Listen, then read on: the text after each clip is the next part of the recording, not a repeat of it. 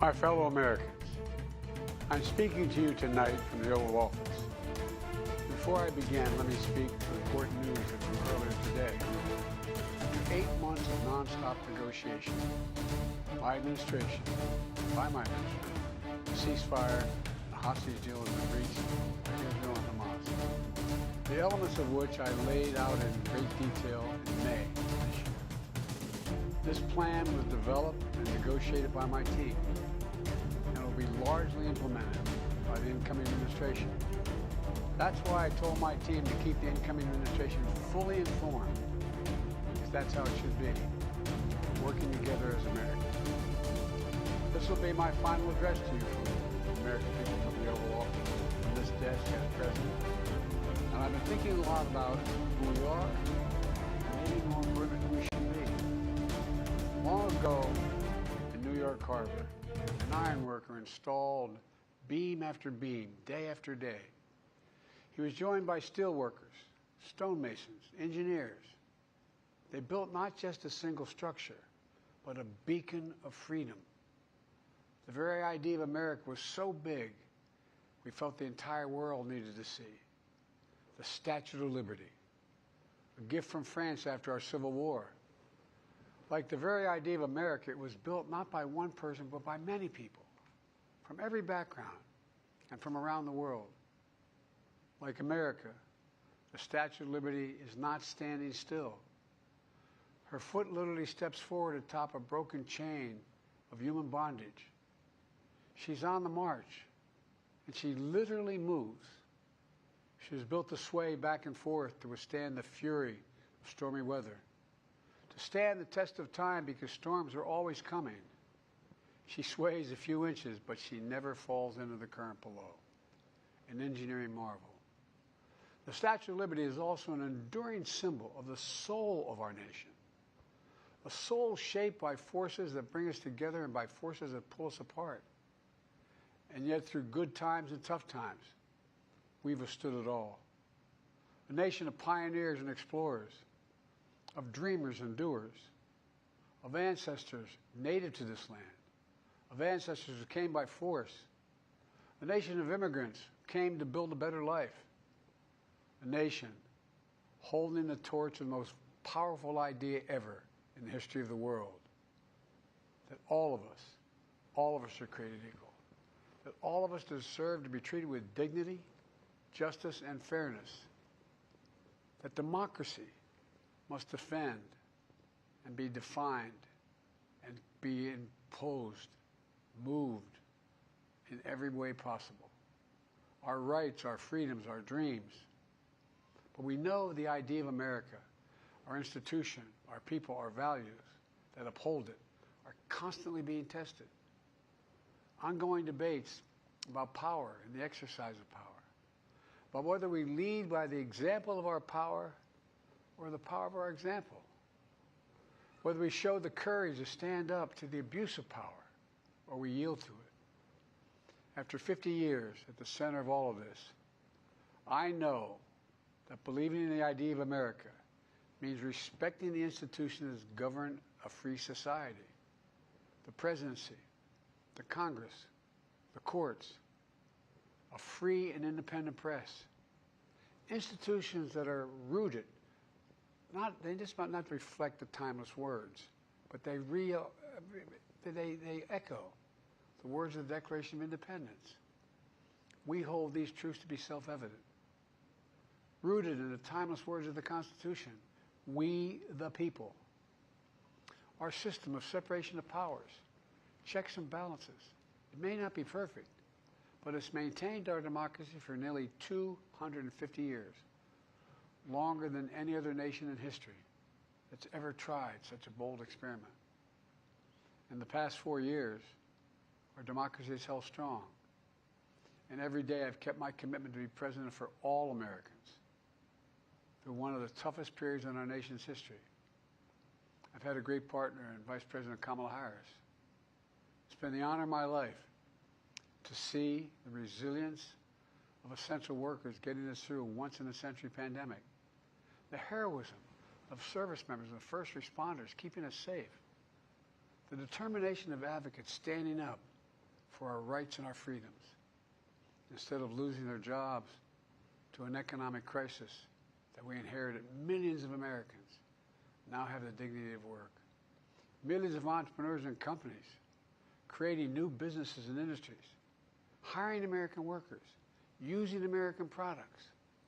And together, we've launched a new era of American possibilities.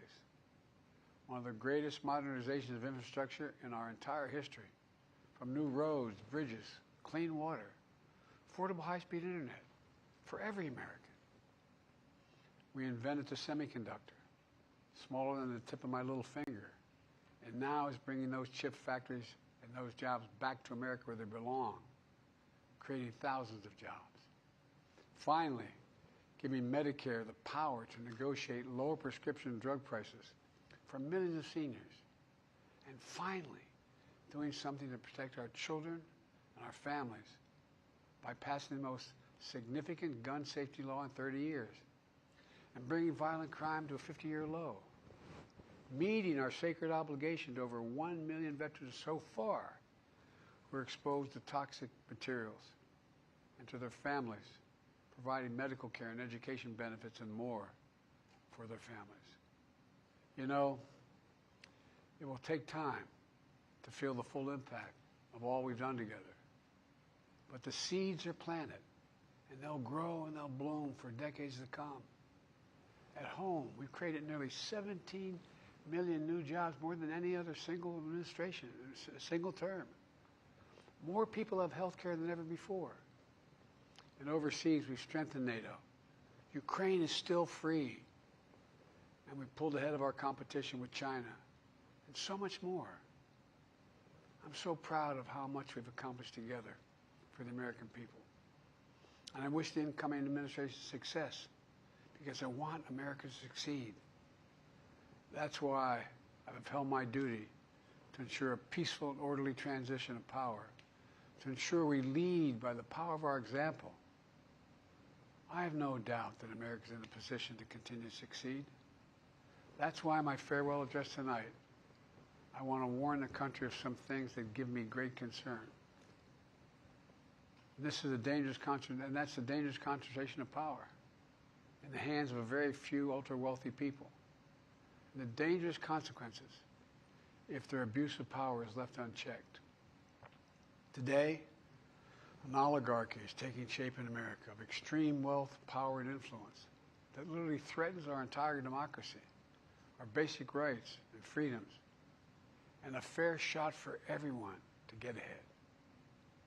We see the consequences all across America, and we've seen it before. More than a century ago, but the American people stood up to the robber barons back then and busted the trusts. They didn't punish the wealthy. They just made the wealthy play by the rules everybody else had to. Workers want rights to earn their fair share. You know, they were dealt into the deal, and it helped put us on a path to building the largest middle class, the most prosperous century any nation in the world has ever seen. And we've got to do that again. In the last 4 years, that is exactly what we've done. People should be able to make as much as they can, but play by the same rules. Pay their fair share of taxes. So much is at stake. Right now, the existential threat of climate change has never been clearer. Just look across the country, from California to North Carolina. That's why I signed the most significant climate and clean energy law ever in the history of the world, and the rest of the world is trying to model it now. It's working, creating jobs and industries of the future. Now, we've proven we don't have to choose between protecting the environment and growing the economy. We're doing both. But powerful forces want to wield their unchecked influence to eliminate the steps we've taken to tackle the climate crisis, to serve their own interest for power and profit. We must not be bullied into sacrificing the future of our children and our grandchildren. We must keep pushing forward and push faster. There's no time to waste.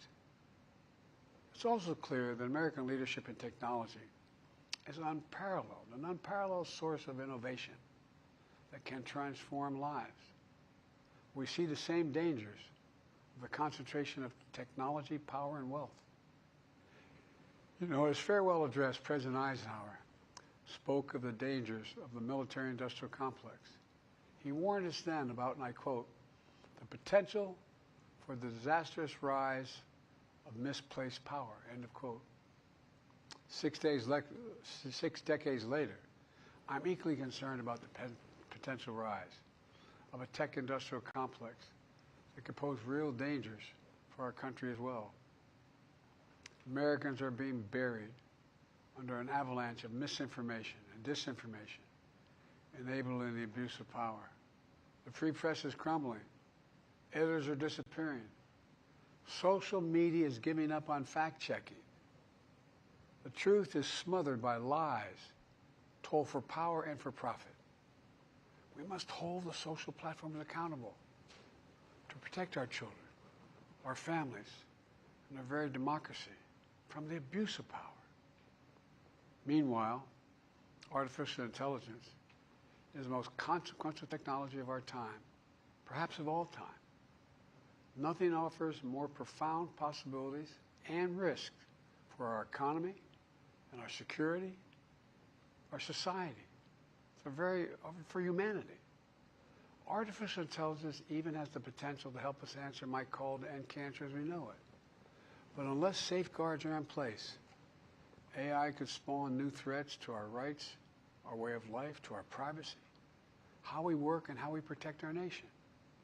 We must make sure AI is safe and trustworthy and good for all humankind. In the age of AI, it's more important than ever that the people must govern.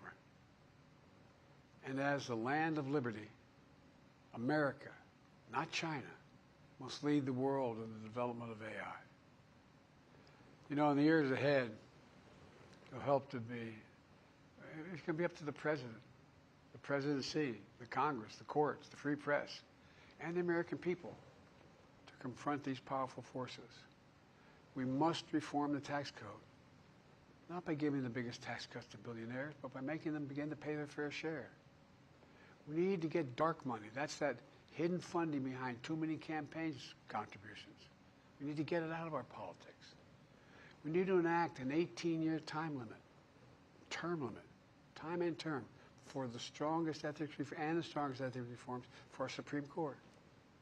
We need to ban members of Congress from trading stock while they're in the Congress.